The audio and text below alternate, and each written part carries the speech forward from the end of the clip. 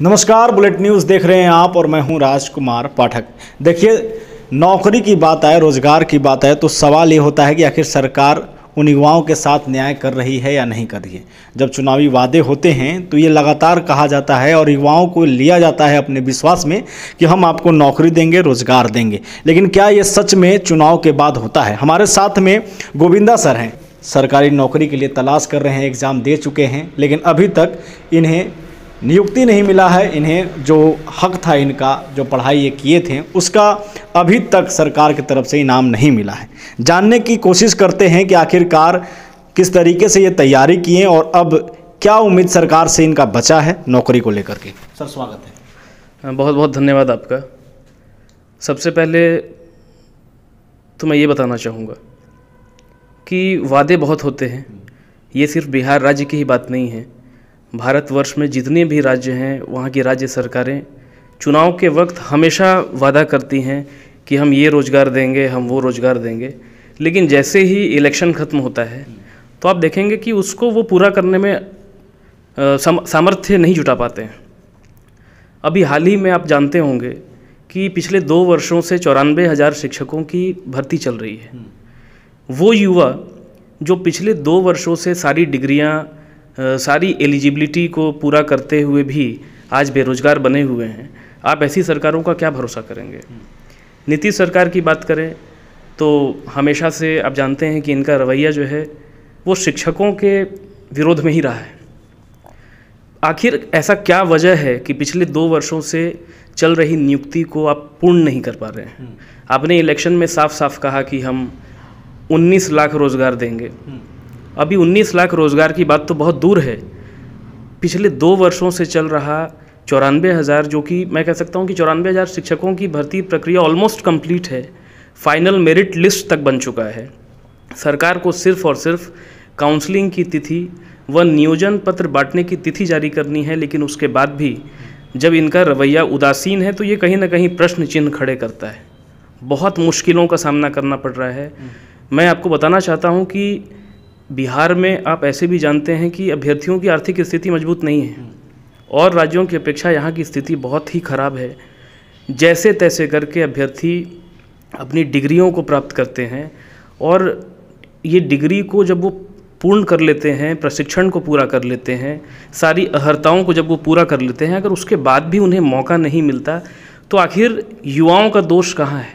कैसे हम ये कैसे विश्वास करें, कैसे आखिर युवा विश्वास करे सरकारों पर कि वो अपने वादों पर हमेशा खरे उतरेंगे? अरे तो इस चुनाव में तो सर ऐसा ही कुछ देखने को मिला, जबकि नेता प्रतिपक्ष जो थे आरजेडी महागठबंधन की तरफ से, उनकी तरफ से 10 लाख की बात की जा रही थी रोजगार की। 19 लाख की रोजगार लेकर के आई जदयू और भाजपा की सरकार भाजपा और जदयू की बन गई। विश्वास नहीं है आपको 19 लाख के रोजगार पे? कैसे विश्वास कर सकते हैं आप? मैं वही तो कह रहा हूँ कि आपने देखा होगा कि इलेक्शन के टाइम में जब तेजस्वी यादव जी ने कहा था कि हम 10 लाख सरकारी नौकरी देंगे, तब सबसे पहले तो स्टेटमेंट आया था नीतीश कुमार जी का और उनके अलायंस के जो पार्टीज़ थे उनका, सबका ये बयान आया था कि इट इज़ नॉट पॉसिबल, ये संभव ही नहीं है कि 10 लाख सरकारी नौकरी कैसे संभव है। उसके एक दिन के बाद ही अचानक से आप देखते हैं कि 19 लाख रोज़गार देने की बात आ जाती है। तो आखिर इसे हम क्या माने? रोज़गार को भी राजनीतिक मतलब कह सकते हैं कि राजनीति से जोड़ दिया गया है। इससे सिर्फ और सिर्फ नुकसान युवाओं का है। वो टैलेंटेड होने के बाद भी, सारी एलिजिबिलिटी को पूरा करने के बाद भी जिस क्षेत्र में आगे बढ़ना चाहते हैं उन्हें मौका नहीं मिल रहा है। हाल ही में आप देखिए कि अभी पटना में बेल्ट्रॉन अभ्यर्थियों पर, बेल्ट्रॉन के सामने जब अभ्यर्थी जो है वहाँ पर धरना प्रदर्शन कर रहे थे तो वहाँ पर उन पर लाठीचार्ज किया जाता है। तो ये आप कैसी सरकार है? ये किस सोच की सरकार है? किसी भी देश में युवाओं का बहुत बड़ा रोल है। अगर मैं कहूँ कि youth is the future generation of any country, तो ये गलत नहीं है। ये भावी पीढ़ी ही होते हैं। अगर वो नष्ट हो गए तो समझिए कि राष्ट्र भी नष्ट हो गया। और सबसे आश्चर्य की बात तो ये है कि पूरे विश्व में भारत ही वह देश है जहाँ पर सबसे ज़्यादा जनसंख्या जो है युवाओं की है। जितने भी डेवलप्ड कंट्रीज़ हैं, जितने भी विकसित देश हैं, यूएसए को आप देख लीजिए, रशिया को देख लीजिए, जर्मनी को देख लीजिए, ये सब कहीं ना कहीं युवाओं की जनसंख्या की जब बात आती है तो भारत से कहीं पीछे है। तो ये तो हमारे लिए गोल्डन अपॉर्चुनिटी है सुनहरा अवसर है कि आप युवाओं का सही इस्तेमाल करें। आज आप सोचिए, अगर ये इन युवाओं को रोज़गार नहीं मिलेगा तो आखिर ये करेंगे क्या? जिस चीज़ के लिए इन लोगों ने डिग्रियां प्राप्त की हैं, प्रशिक्षण लिया है, समाज को अपनी ओर से सेवा देना चाहते हैं, वो अगर पूरा नहीं कर पा रहे हैं तो कहीं ना कहीं इसके लिए दोषी सिर्फ और सिर्फ सरकार इसके लिए जिम्मेवार है, और किसे हम कह सकते हैं। बिल्कुल, जब आपके पास डिग्री हो जाता है और जब आपको जॉब नहीं मिलता है तो दिक्कत है। कैसे सर, एक तो सबसे बड़ा हम ये है कि जब आप इस तरीके से अपनी डिग्री लेते हैं उसके बाद घर पर भी बहुत सारा दबाव आता होगा जॉब को लेकर, फिर आप रुख करते हैं प्राइवेट की तरफ।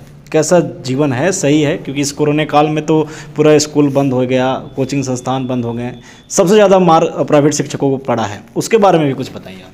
प्राइवेट शिक्षकों की स्थिति इतनी दयनीय है कि मैं क्या बताऊं। मेरे कुछ जानने वालों को मैंने जब देखा तो मैं बहुत ज़्यादा, मतलब मेरे लिए मार्मिक था ये देख करके कि वो लोग जो शिक्षक के रूप में काम किया करते थे, आज वो मार्केटिंग का काम कर रहे हैं, वो आज बिस्किट बेच रहे हैं, आज वो चना बेच रहे हैं। कहने का मतलब ये है कि ये किस ओर उन्हें भेज दिया जा रहा है। जहाँ वो बच्चों को शिक्षित करने के लिए आगे बढ़ रहे थे, अब उन्हें अपना एक तरह से कह सकते हैं कि सेक्टर बदल करके अपने जीविकोपार्जन के लिए उन्हें दूसरी ओर रुख करना पड़ रहा है। प्राइवेट सेक्टर, देखिए, हर किसी को पता है कि व्यक्ति चाहता है कि सिक्योरिटी हो लाइफ में। प्राइवेट सेक्टर में काम करना गलत नहीं है, और ये भी मैं कह सकता हूँ कि इस संसार में जितने लोग काम करते हैं सबके सब गवर्नमेंट एम्प्लॉयज़ नहीं हैं। लेकिन सवाल जब सिक्योरिटी की आती है तो कहीं ना कहीं यही सबसे बड़ा फ़र्क होता है कि प्राइवेट एम्प्लॉयज़ की सिक्योरिटी कहीं ना कहीं अधर में होती है, और गवर्नमेंट सेक्टर में यदि कोई एम्प्लॉयज़ हैं तो वो कहीं ना कहीं सिक्योर होते हैं कि चलो 60 ईयर्स ऑफ एज या जो भी निर्धारित की गई एज लिमिटेशन होती है वहाँ तक वो कम से कम सिक्योर हैं। रिटायरमेंट के कुछ बेनिफिट्स होते हैं, यानी कहीं ना कहीं कुछ ऐसे पैरामीटर्स हैं जो हर किसी को कहीं ना कहीं आकर्षित करता है कि वो प्राइवेट सेक्टर को छोड़ करके गवर्नमेंट सेक्टर की तरफ बढ़े। कोरोना इतना बड़ा पैंडेमिक था कि इसने पूरी स्थिति को ही बदल करके रख दिया। आपने बिल्कुल ठीक कहा, इसका सबसे बड़ा यदि मार कोई झेल रहा है तो वो और सिर्फ प्राइवेट स्कूल्स और कहीं ना कहीं प्राइवेट टीचर्स हैं, क्योंकि स्कूल काफ़ी लंबे समय से बंद है, आपको पता है।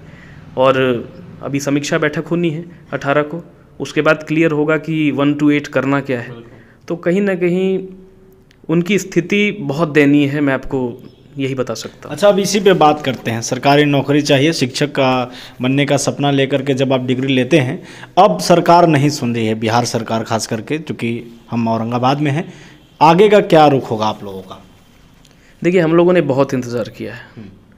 मतलब ये सोचने वाली बात है कि कोई व्यक्ति, कोई अभ्यर्थी, जैसे कई बार ऐसा कहा जाता है, इससे पहले कई शिक्षा मंत्रियों ने ऐसा कह दिया कि जिसे नौकरी नहीं मिलती वो बीएड कर लेता है, डीएलएड कर लेता है। ये कहीं ना कहीं बहुत बड़ा कटाक्ष है शिक्षकों पर।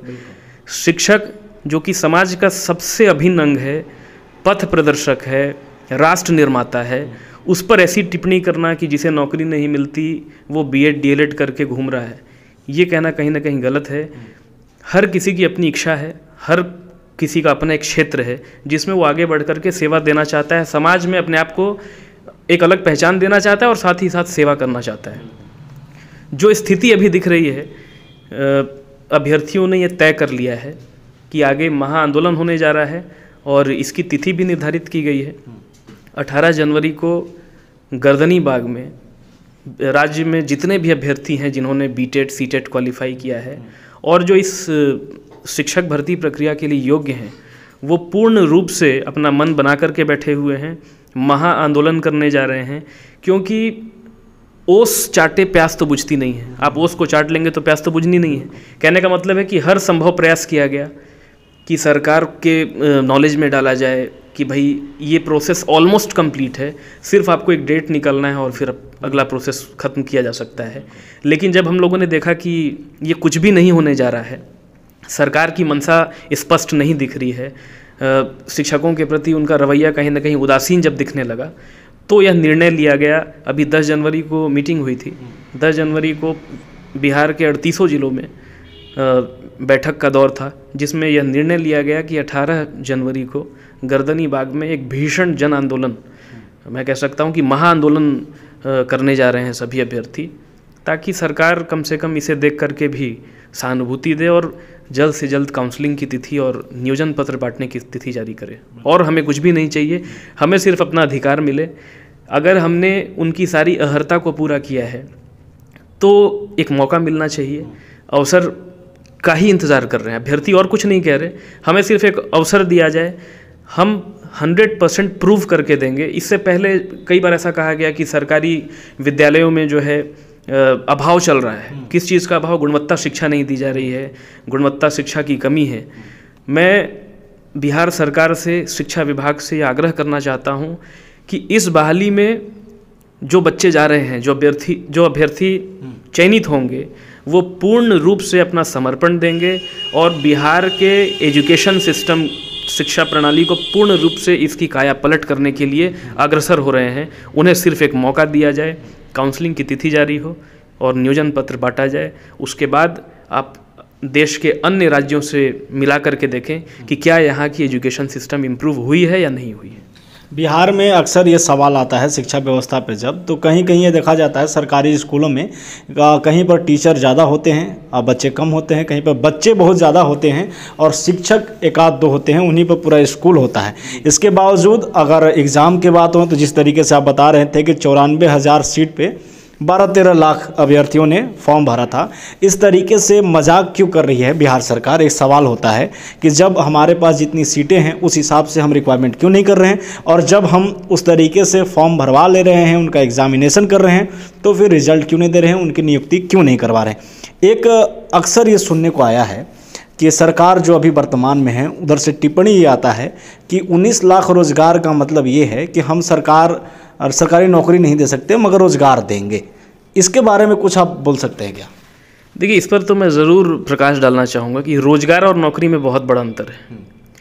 जब कोई युवा नौकरी की बात करता है तो कहीं ना कहीं वो अपने सिक्योरिटी की बात करता है। नौकरी मीन्स सुरक्षा, और ये कहना बिल्कुल भी गलत नहीं होगा कि नौकरी का तात्पर्य यहाँ पर युवा जो देखता है वो है सरकारी नौकरी। रोज़गार का मतलब सरकारी नौकरी नहीं है। रोज़गार का मतलब है कि आप छोटा मोटा काम किसी को भी दे सकते हैं, किसी तरह से वो अपनी लाइवलीहुड को अर्न करे, ये नौकरी नहीं है। ये एक रोज़गार का सिर्फ एक कह सकते हैं कि रास्ता खोलना है। लेकिन इससे क्या इम्प्रूवमेंट होगा बिहार में? इससे तो कुछ इम्प्रूवमेंट होगा नहीं। ठोस कदम जो है उठाने की आवश्यकता है। बिहार सरकार को मंथन करना चाहिए कि हमारे राज्य में सबसे ज़्यादा बेरोजगारी दर है, उसको कैसे दूर किया जाए। वो बार बार कहती है कि हम रोज़गार सृजन करेंगे, हम स्किल सेंटर्स खोलेंगे। मैं सिर्फ उनसे यही प्रश्न पूछना चाहता हूँ कि अभी जो अभ्यर्थी प्रशिक्षण ले करके आपकी सारी अर्हता को पूरा कर रहे हैं, तब तो आप उनकी नियुक्ति नहीं कर रहे हैं। आप कल के डेट में उनको स्किल सेंटर के माध्यम से स्किलफुल बना देंगे, आप उनको प्रोफेशनल बना देंगे, लेकिन उनकी नियुक्ति की गारंटी क्या आप लेते हैं? क्योंकि इससे पहले भी हम लोगों ने देखा, प्रधानमंत्री की कई योजनाओं पर काम चला, कई जो है युवाओं को मौका मिला, वो स्किल डेवलप किए, लेकिन उनमें से कितने आज के डेट में रोज़गार किन्हें मिला है? बहुत कम ऐसे लोग हैं जिन्हें रोज़गार मिला। तो सवाल यही है कि रोज़गार सृजन करेंगे या नौकरी देंगे। रोज़गार सृजन करने का तात्पर्य है कि किसी को भी 2000-5000 की नौकरी दी जा सकती है, रोज़गार दिया जा सकता है, लेकिन नौकरी का मतलब है कि उनकी सिक्योरिटी, उनके लाइफ की सिक्योरिटी प्रोवाइड की जानी चाहिए, और इसी के लिए ठोस कदम ज़रूर उठाया जाना चाहिए बिहार सरकार के द्वारा। ये आप सही जवाब दिए, क्योंकि एक देखा जाता है अगर अभी भी कितनी सरकारी योजनाएं आ रही हैं उसमें भी अमल नहीं हो रहा है। आप देख सकते हैं बिहार में कई ऐसी फैक्ट्री थी, कई ऐसे कंपनी थे जो बंद हैं।